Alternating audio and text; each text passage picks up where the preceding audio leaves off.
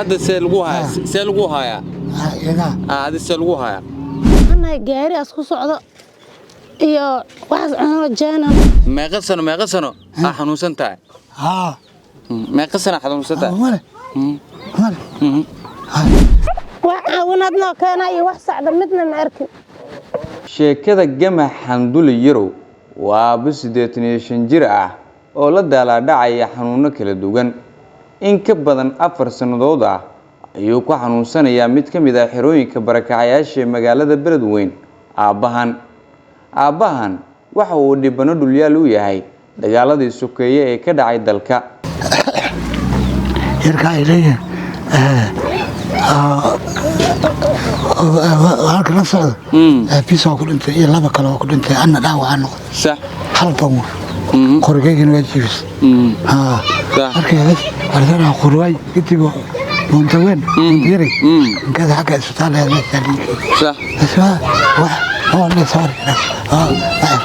wax waan ku akhriyo waa ku jirta taa waa gad ku jirta dhinaca ويا كبت كل كأجر عام اللي قادم فبالله اللي قادم أنا أسكت أوعى اللي قادم إلى هذا كنا قادم عليه أسوأ سولك سقالي تونا بين سولك وين أسوأ أول أوكي ما قصنا حنوسن تاع ما قصنا حنوسن تاع كان يسوق هذه حق وتك يتوبي هذا يسوق goormo aad xanuunsatay mid ka mid ah qoyska Gamax Xamdule Yarow ayaan ka wareysanay xanuunka hayo aabaha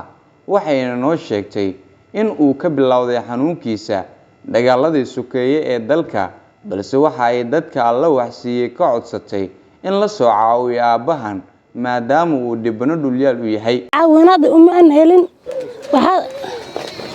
waxaas u baahan yahay gaari waxaas u baahan yahay waxaas cuno waxaas u baahan yahay guri waxaas ku saaxdaas u baahan yahay waxaan ku sheegay ay dayac daradaas haysataa waa u jeedin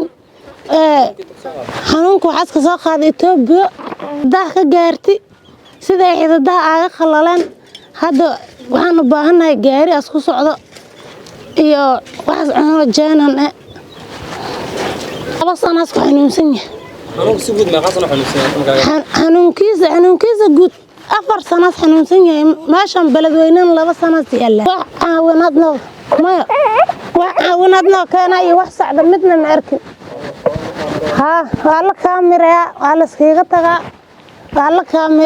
iskaga tagaa kun shilano kornaaga yimidna ma helin wali hadda waxa ugu muhiimsan gaari asku socdo iyo cunto as cuno wax kaashi hada loo heli karo waxaan ku sheegay guri hada loo dhisi karo roob soo socda bacma Ibaan Subani Daawud idaacadii TV-ga Shabeelle Beledweyne